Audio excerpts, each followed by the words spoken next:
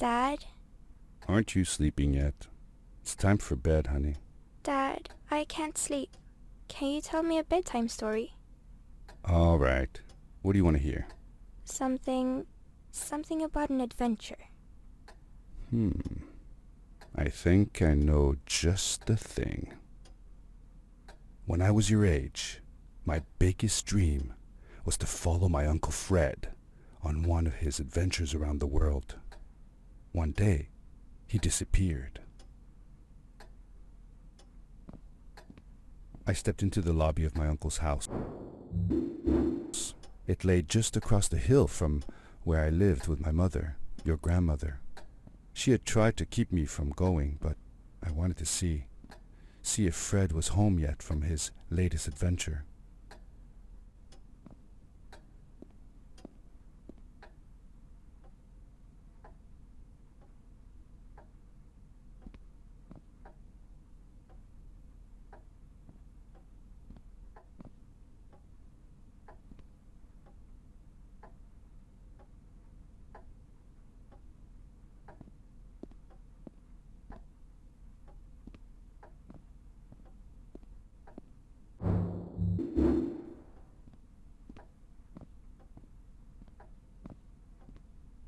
My uncle used to send me postcards from his long journeys.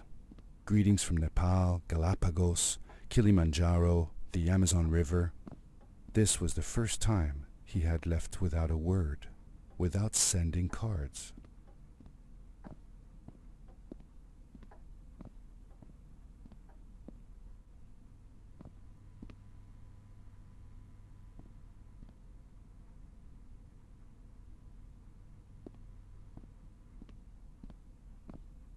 I had visited Uncle Fred's house countless of times, but in the locker, which usually was closed, I found something I hadn't seen before. It was an adventure suit. It resembled the one that Fred used, but smaller in size. Curiosity got the better of me, and I tried it on. It fit like it had been custom made for me. The most mysterious room of my uncle's house was the observatory. There he kept his newest experiments, and right now it held a pad used for disposing of garbage.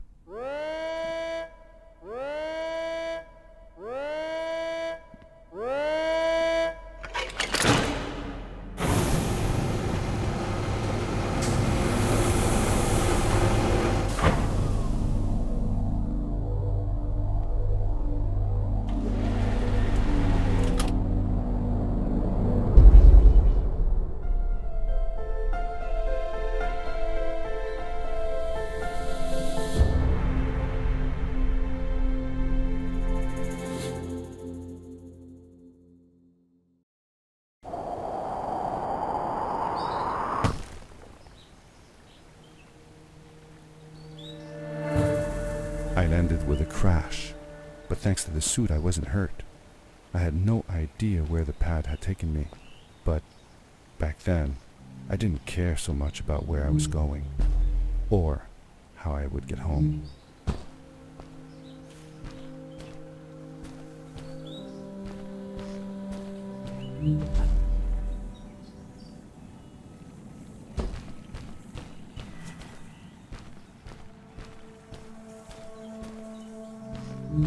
The suit protected me from falls on the ground, but not in water. I couldn't swim with this thing on. Best be careful.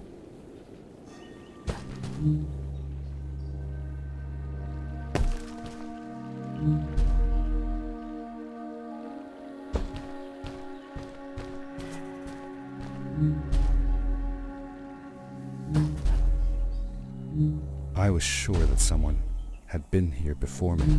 Someone had built these bridges and carved these symbols, but who? Where were they now?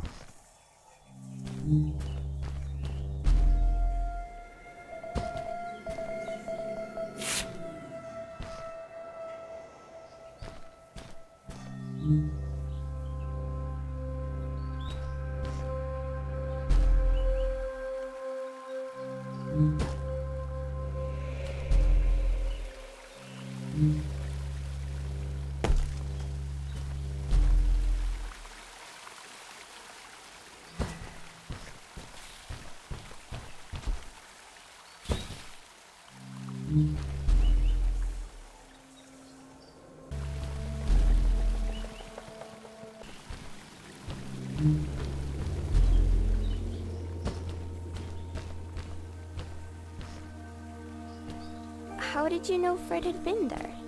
Well, I found a small campsite where Fred must have slept before going further into the caves.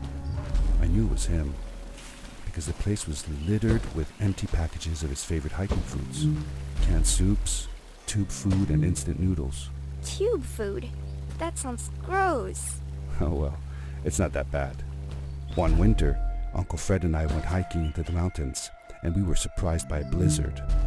We were stuck in a small cabin for 2 days, and all we ate was tube food, and cold canned goulash as well. Your grandmother was worried sick, but I thought it was all very exciting.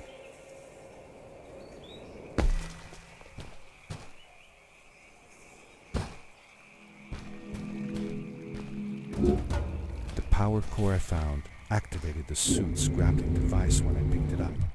It must have been left here by my uncle.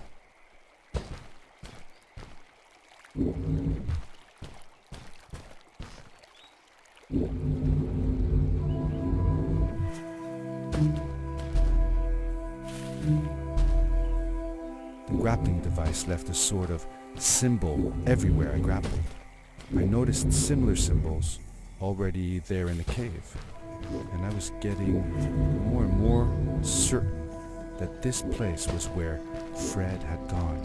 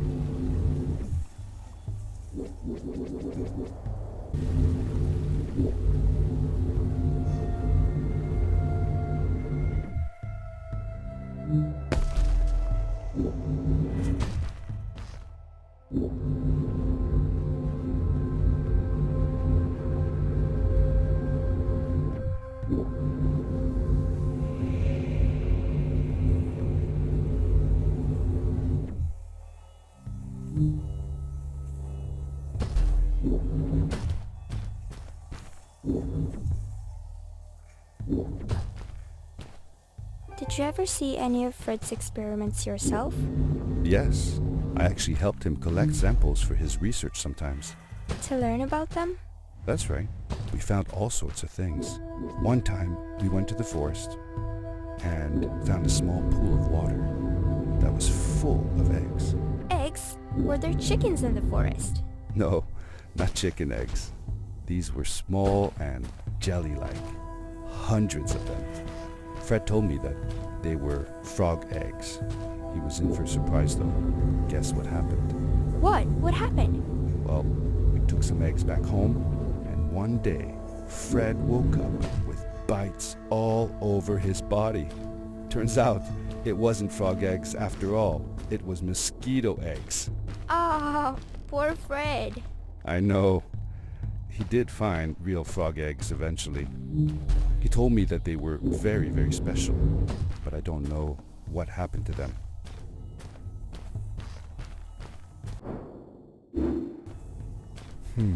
These blue lights.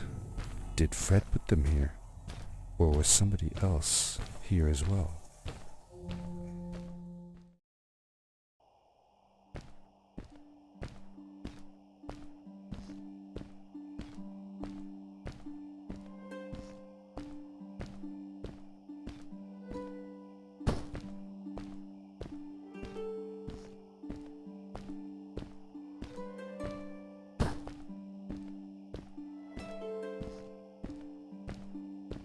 Hello, who are you? You're not from here. Wow, you look just like Fred, but smaller, and with less hair on your face. She knew Fred. I told her that he was my uncle, and that I was looking for him. What's an uncle? I said that I had known him all my life. Really? Me too. I'll help you find him. I'm Madeline. The others call me Mad Maddie sometimes. I don't know why really, but you can call me Maddie. You've never been to the village, right? Let's meet over there in the square. I'll show you around. I bet you can get there easily with your suit thing. So, I'll see you there. I couldn't believe it. An underground village inhabited by frog people, or more like salamanders. Either way, they walked like humans, they talked like humans. How is that possible?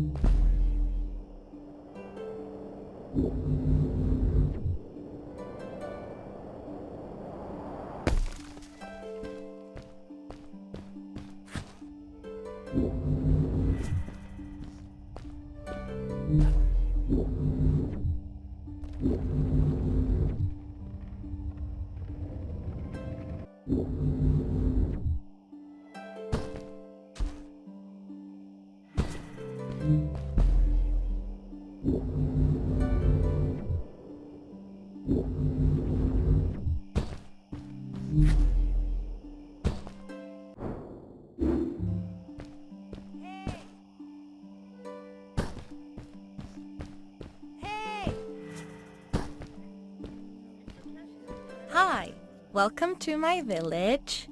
This is the town square, and that over there is Fred's tent.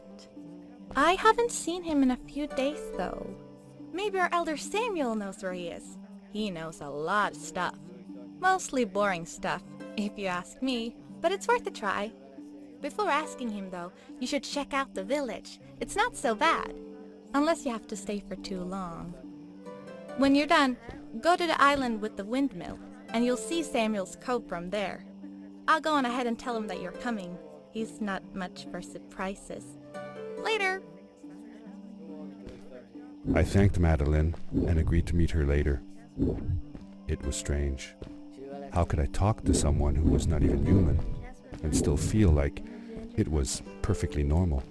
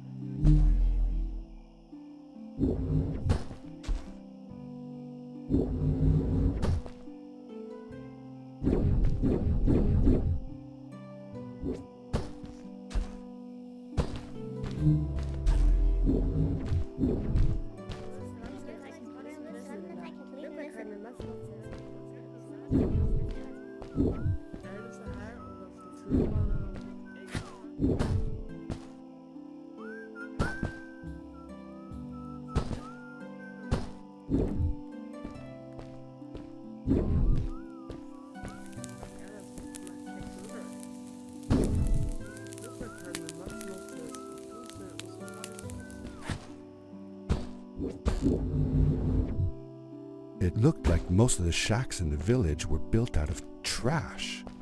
Trash from our world. It was, after all, a garbage disposal pad that took me here.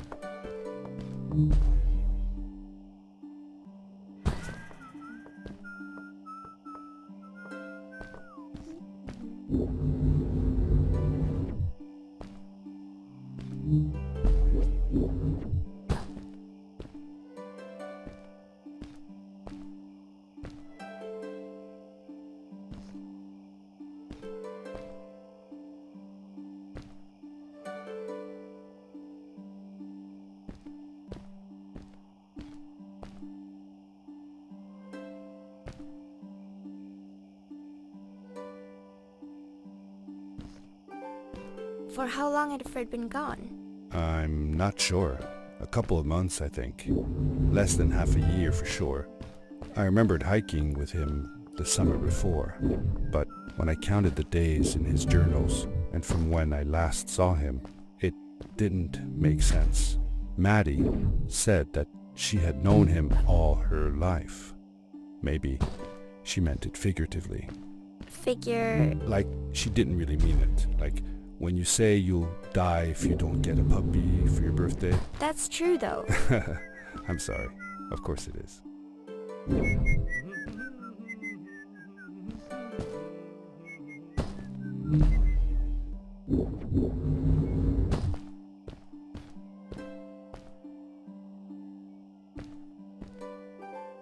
Did Fred have any kids of his own? Nope. Not that I know of. He lived alone. He didn't really have any time for a family, I guess. He was always away or busy with his inventions. He could be gone for months at a time. I never knew how soon I would see him again. Don't you think he felt lonely then? I think he was too caught up in his projects to feel lonely. It seems like he found new friends in the village, though. Maddie seemed to be especially fond of him, taking after all that he did. Maybe Fred was like a father to her. She didn't have a real father, right? If she was born from an egg. That's right. That's another thing we had in common.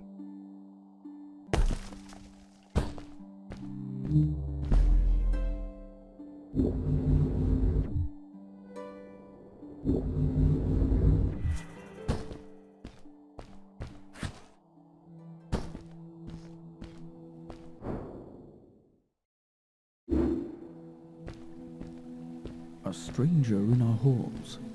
Welcome.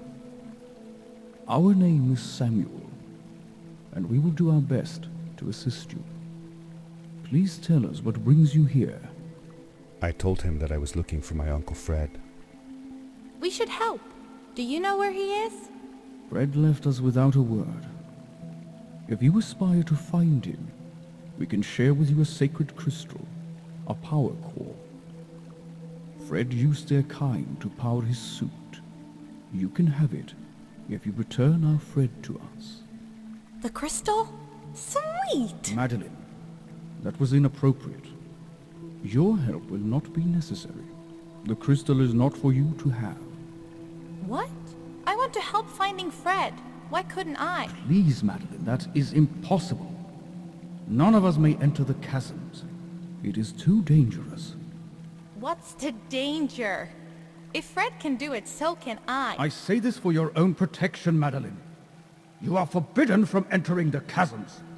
Just because you're afraid of what's outside the village doesn't mean I am. I'm nothing like you. I'll never be. We apologize.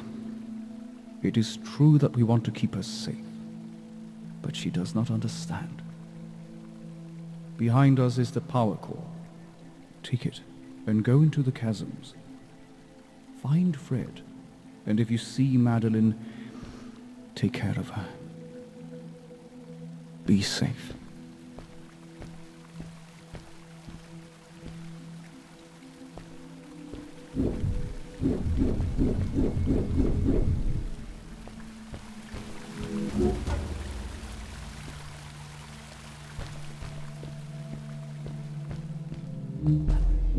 I felt a little uneasy about moving on into the chasms.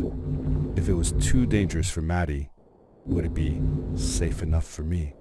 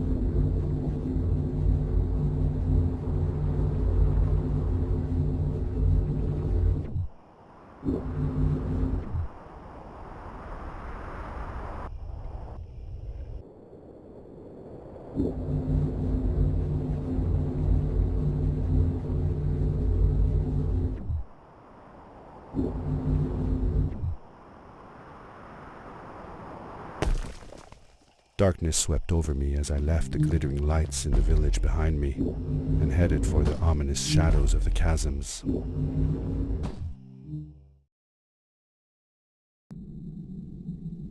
As I entered the chasms, it struck me how much darker it was in there. The shadows were black as ink, and although I tried not to be afraid, I couldn't help but shiver. Was it the darkness that frightened the villagers as well? Or was it something else?